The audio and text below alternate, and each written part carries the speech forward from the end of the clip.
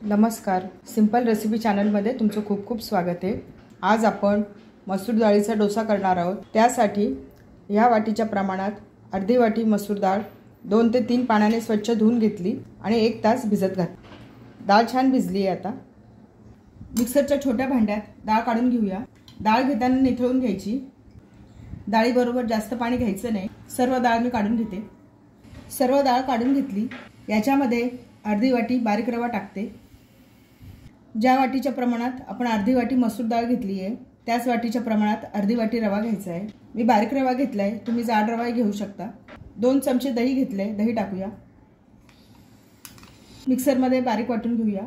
आवश्यकता वाटली तर एखादा चमचा पाणी टाकायचं आहे, खूप पातळ नाही करायचं। छान बारीक वाटून घेतले, बाउल मध्ये काढून घेते।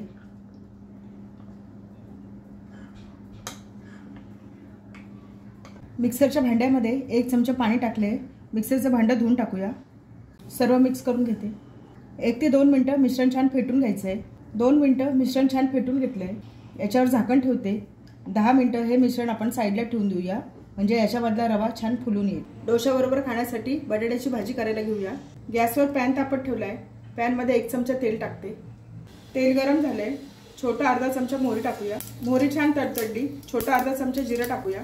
एक मध्यम आकाराचा कांदा उभा पातळ कापून घेतला आहे, तो टाकूया। गॅस कमी केलाय।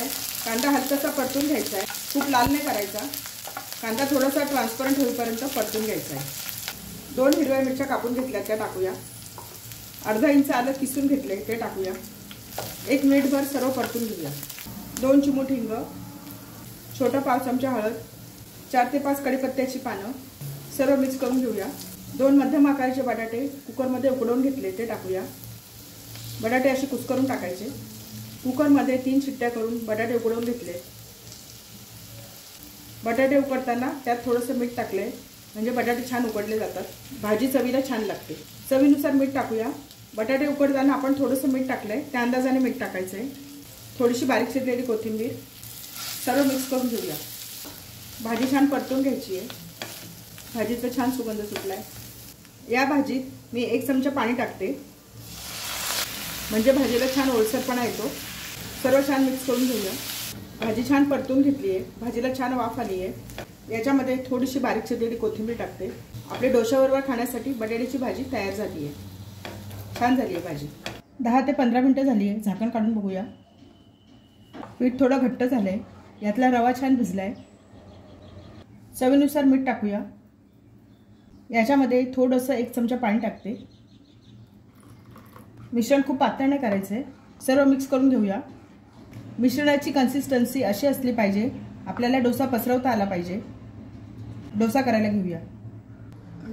घेऊया। गॅसवर तवा तापत ठेवलाय। तव्यावर थोडंसं तेल टाकूया। तेल सगळीकडे पसरून घेऊया। तव्याला सर्व बाजूने तेल व्यवस्थित लावून घ्यायचंय। तव्यावर पाणी शिंपडून घेऊया, म्हणजे तव्याचं टेम्परेचर कमी होईल आणि डोसा छान पसरवता येईल। कॉटनच्या कापडाने सर्व पुसून घ्यायचंय। डोशाचं बॅटर टाकूया।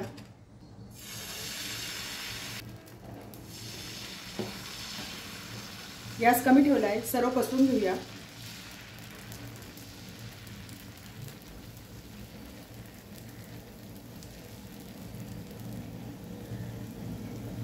गॅस मोठा केलाय। डोसा भाजून घेऊया। डोसा वरतून सुकलाय। थोडंसं तेल टाकूया। कडेकडेने तेल टाकूया। डोशाच्या कडा सोडून घेऊया। भाजी टाकूया। डोसा उलटवून घेऊया। छान झाला आपला मसूर डाळीचा डोसा। आपला मसूर डाळीचा डोसा, बटाट्याची भाजी आणि चटणी तयार झाली आहे। प्लेटमध्ये सर्व केली आहे। छान झालाय डोसा आपला। मसूर डाळ पौष्टिक असते, तिचा आपल्या आहारात समावेश झाला पाहिजे। अशा प्रकारचे डोसे सर्वजण आवडीने खातात। रेसिपी आवडली असेल तर चॅनलला सबस्क्राईब करा।